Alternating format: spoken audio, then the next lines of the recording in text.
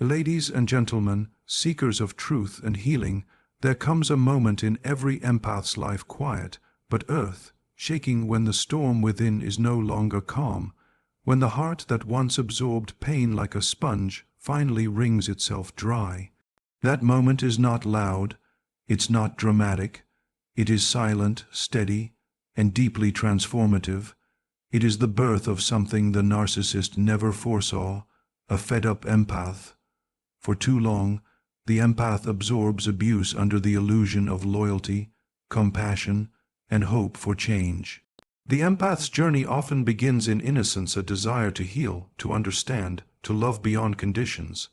They don't see red flags as warnings, but as wounds they might help heal. Their emotional landscape is deep, vast, and generous, making them magnets for those who take rather than give. They believe that with enough love, patience, and sacrifice, even the most difficult person can transform, and so they stay, they endure. They make excuses not just for the narcissist, but for their own intuition screaming that something is terribly wrong. At first, the narcissist is charming, magnetic. They paint themselves as misunderstood, as someone only the empath can truly see, and the empath, craving meaning and connection, walks willingly into the emotional maze. Every manipulation is mistaken for a cry for help. Every lie is filtered through compassion. Every emotional withdrawal is rationalized as trauma or pain. But slowly, over time, the cracks begin to show. The empath starts noticing patterns, the cycles of love, bombing and devaluation, the lack of accountability, the subtle guilt trips, the rewriting of truth. Something in the empath begins to stir, not rage, not hatred, but clarity. That clarity doesn't come overnight. It is born in quiet moments, in the solitude of tears cried alone, in the endless overthinking of what they did wrong, in the aching emptiness of giving and never receiving. They begin to see how their kindness was weaponized, how their empathy was used as a leash, how their forgiveness was interpreted as permission. And this realization is not an eruption, it is an unfolding. The empath begins to shift from asking, "What more can I do?" to "Why am I still doing this?" That shift is the most dangerous moment for the narcissist, not because the empath explodes in confrontation, but because they begin to collect their power. They watch with new eyes, they stop reacting, they analyze, they gather evidence in their hearts. Their tolerance, once a badge of honor, begins to feel like self-betrayal. Their silence is no longer a gift, it becomes a signal of withdrawal. And what the narcissist doesn't realize is that the empath, in their silence, is building a wall they will never be able to tear down. The empath's awareness grows sharper. They recall every moment they were made to doubt themselves, every twisted narrative, every time they were gaslit into apologizing for things they didn't do, and this time they don't explain, they don't defend. They don't beg for understanding, they simply know. They understand that what once felt like connection was actually control, that what once passed for love was actually manipulation dressed in flattery and fear. The empath, once so eager to heal the broken, now begins to see the cost of playing savior. They realize that their compassion cannot coexist with their destruction, and so the empath's power begins to awaken not through shouting, but through seeing. They stop needing closure, they stop needing to fix the story, they stop needing to prove their worth to someone who could never recognize it. Their presence becomes still, but it pulses with an energy that is no longer accessible. They no longer offer access to their heart, their thoughts, their vulnerabilities. The narcissist, once so confident in their control, starts to feel the shift, and for the first time, they can't read the empath's silence. Because this silence isn't fear, it isn't submission, it's clarity wrapped in finality, and once an empath sees the truth, they cannot unsee it. Once they wake up, they do not fall asleep again. The narcissist thrives in chaos, in noise, in confusion. The very atmosphere where manipulation takes root and flourishes. They are masters of spinning narratives, of taking your truths and turning them inside out until you question your own reality. They do not fight with fists, but with distortions, with guilt, with silence that screams and words that erase. They speak in riddles that sound like reason. They apologize only to reset the game. They love only to possess, and above all, they rely on your need to be understood. The empath, for much of their journey, plays right into this, not because they are weak, but because they are honest. They seek resolution, fairness, healing. They want to sit down and unravel the knots, to explain how things feel, to plead for empathy in return. They write long messages. They cry in frustration when words fail. They repeat themselves, hoping this time they will be heard. They open their soul over and over again, despite every warning from their own heart, because they are wired to connect, not compete. But there is a moment, quiet and invisible from the outside, where this pattern begins to crumble.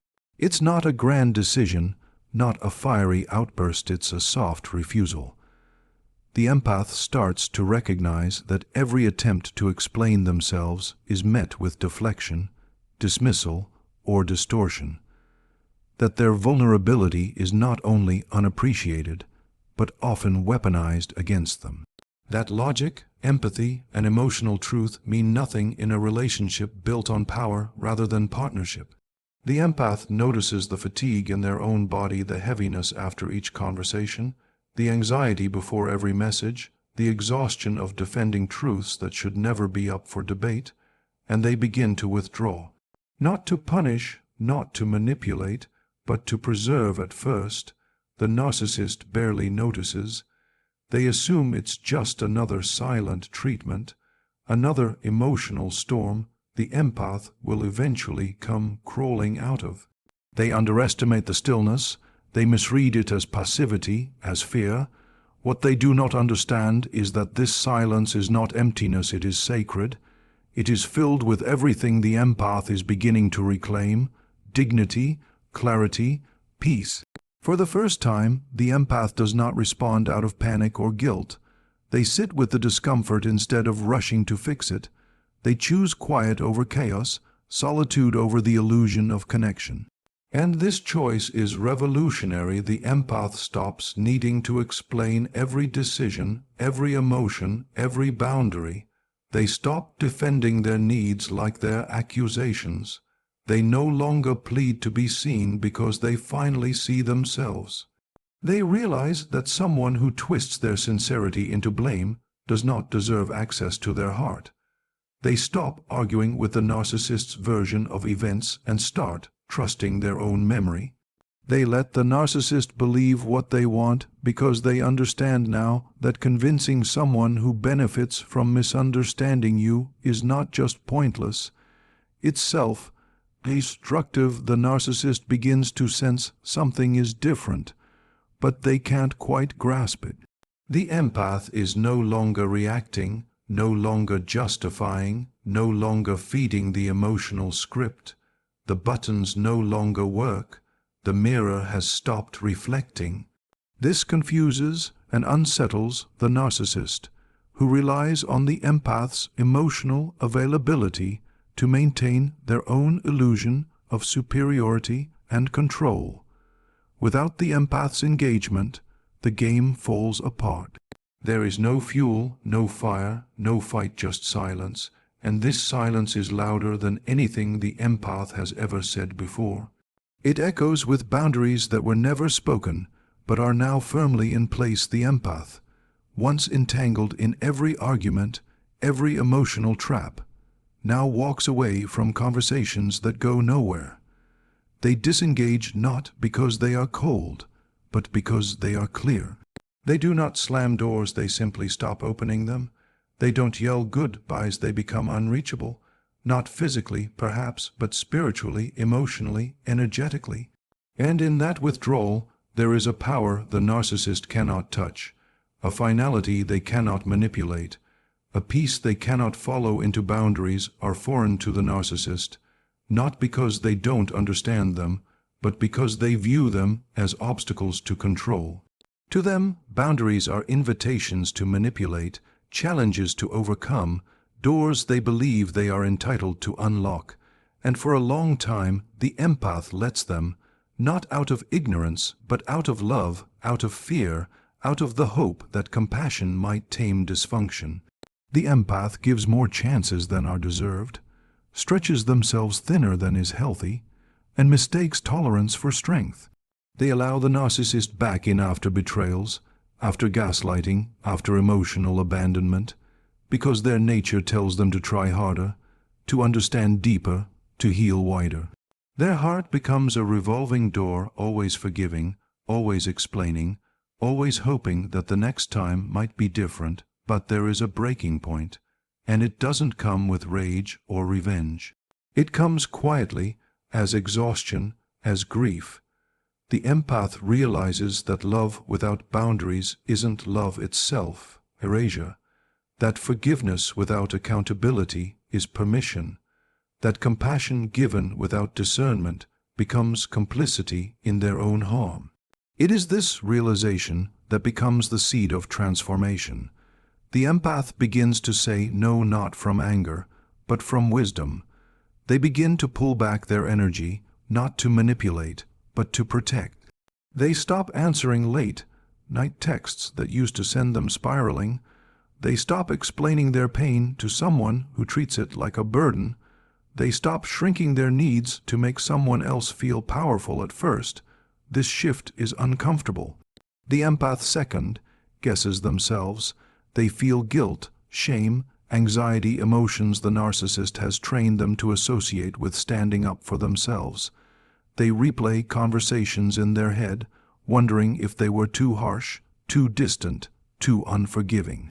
But then they notice something else, the peace that follows a clear boundary, the relief that comes with not having to justify their existence, the silence that no longer feels cold but sacred. They begin to understand that their energy is not infinite, and that not everyone is worthy of their emotional labor. The narcissist, sensing the shift, does not stay silent. They push harder. They test the new boundaries like a prisoner testing the strength of a locked door. They guilt trip, they flatter, they provoke. They may even pretend to change, promising growth and insight they have no intention of pursuing.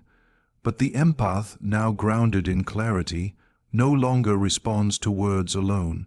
They watch actions, they trust patterns, they remember how many times they've heard the same promises and how many times they've been broken.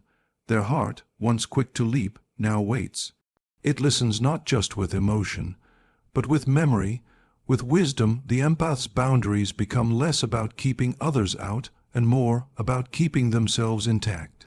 They stop participating in conversations that go nowhere, stop justifying feelings that were never respected, stop reopening wounds that never had time to heal. They speak less and observe more. They do not scream to be heard, they walk away when they are not. Their no becomes firm, unshaken by tears, anger, or guilt. It is not cruel, it is kind to themselves. They stop apologizing for needing space, for requiring respect, for demanding reciprocity. They stop viewing love as sacrifice and start seeing it as alignment, and slowly, something miraculous begins to happen. The empath no longer feels desperate for closure, no longer needs the narcissist to admit fault, no longer measures their worth through someone else's ability to value them. They choose themselves not once, but repeatedly. Their boundaries, once fragile and hesitant, become natural, instinctive, effortless. What once required courage now feels like common sense.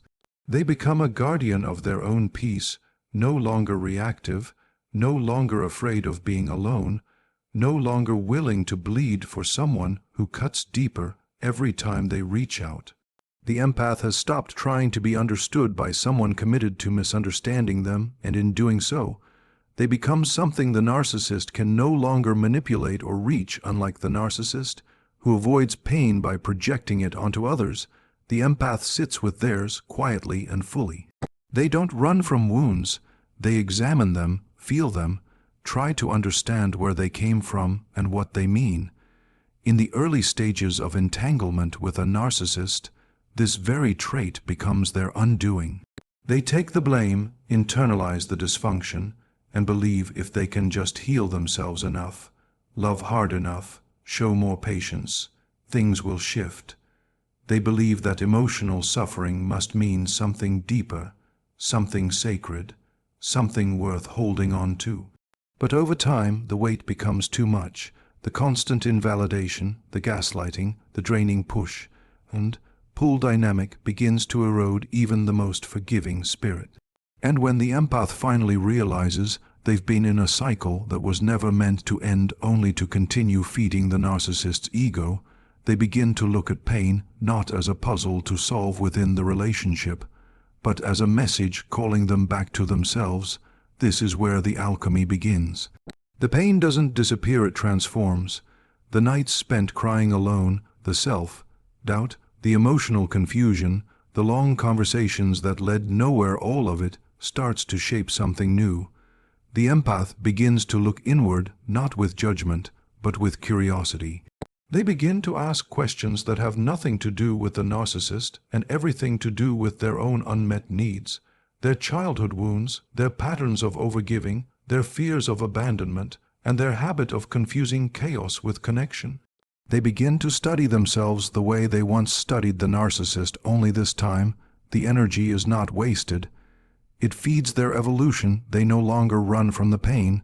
They write about it. They speak it. They create from it. It becomes art, poetry, expression. They use it to reconnect with parts of themselves that were lost in the process of trying to keep someone else emotionally alive.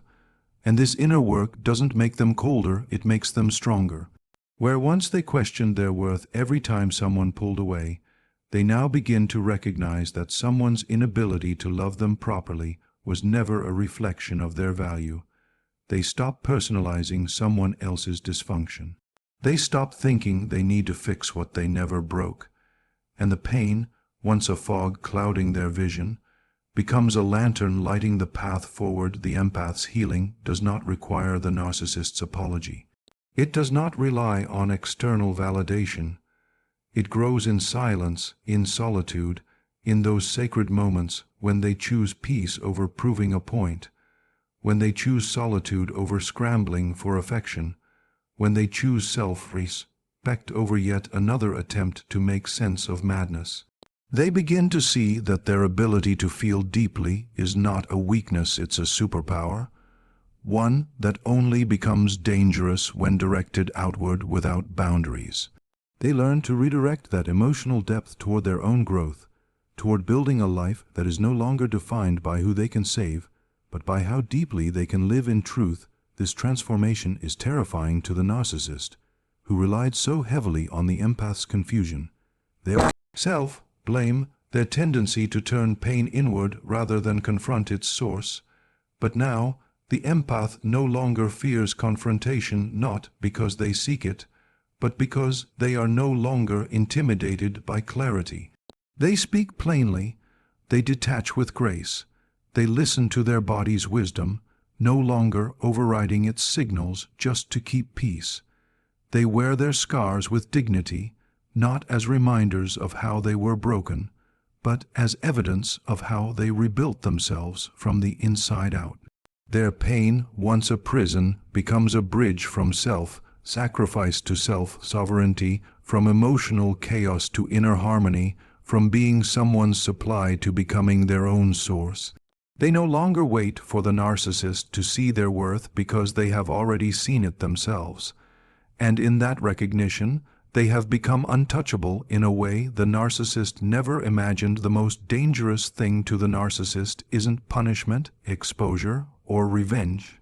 It's irrelevance.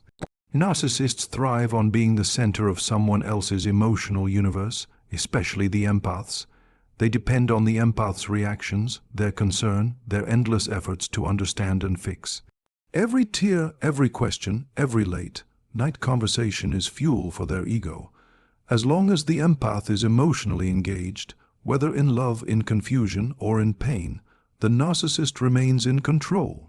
But when the empath is finally fed up, truly done, something extraordinary happens. The emotional umbilical cord snaps. The energy flow stops. The empath no longer feels the urge to explain, argue, beg, or clarify. They stop participating in the performance entirely. They stop showing up on cue. They stop caring about the narcissist's next move. And that shift is something the narcissist cannot tolerate, because it means they are no longer significant, no longer seen, no longer powerful in the empath's world at first. The narcissist scrambles. They try every trick they know. Love bombing reappears in subtle ways.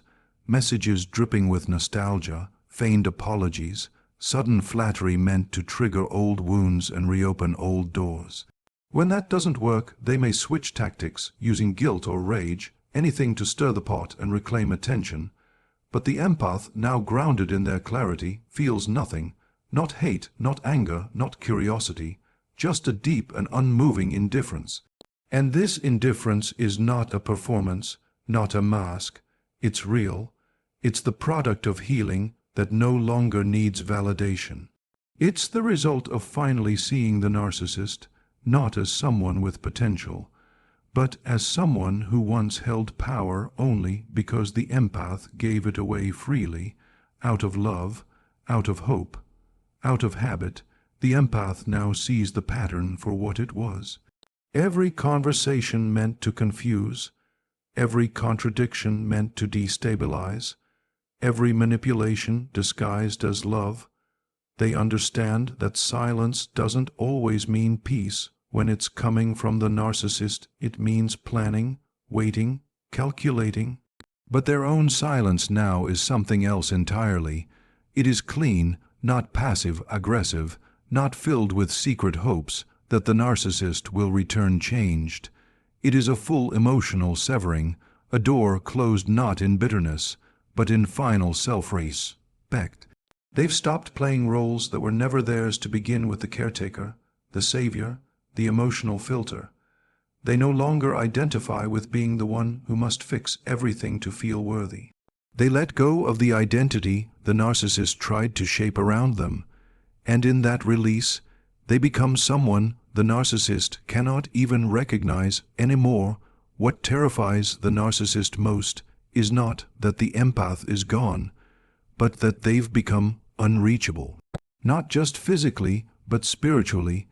The bond has been severed not with a dramatic speech or final confrontation, but with silent, irreversible detachment. The empath doesn't look back. They don't stalk social media. They don't fantasize about what could have been. They don't secretly hope to run into the narcissist again. They are not waiting for karma because they've created their own balance. They are not bitter because bitterness requires emotional investment. They are simply done, and this kind of done is permanent. It is the type of done that leaves no gaps to crawl back through, no threads left dangling, no supply left to extract in this detachment. The empath becomes something entirely different from who they once were. They are no longer a mirror reflecting the narcissist's image, no longer an emotional sponge soaking up projections, no longer a soft landing for someone else's chaos. They become their own sanctuary, their own clarity, their own source of strength. And in that transformation, the narcissist sees what they never expected. The one who once gave everything now gives nothing. The one who once begged for crumbs now walks away from banquets they didn't ask to attend. The empath's power lies not in retaliation, but in their refusal to be pulled back into a story that was never written for their healing. They don't block to punish, they block to preserve peace. They don't disappear to provoke concern, they disappear because the connection is no longer relevant. The narcissist is not an enemy, they are simply no longer important, and that irrelevance is the deepest wound to a mind that needs constant reflection to exist. So I say this not as a warning, but as a truth. Never mistake the empath's kindness for weakness. Never assume their silence is defeat, for when the empath awakens when they've been pushed too far, they don't just walk away, they rise. And in that rising, they become a force not of vengeance, but of truth, light, and freedom, a storm the narcissist never saw coming and will never be able to control again. Thank you,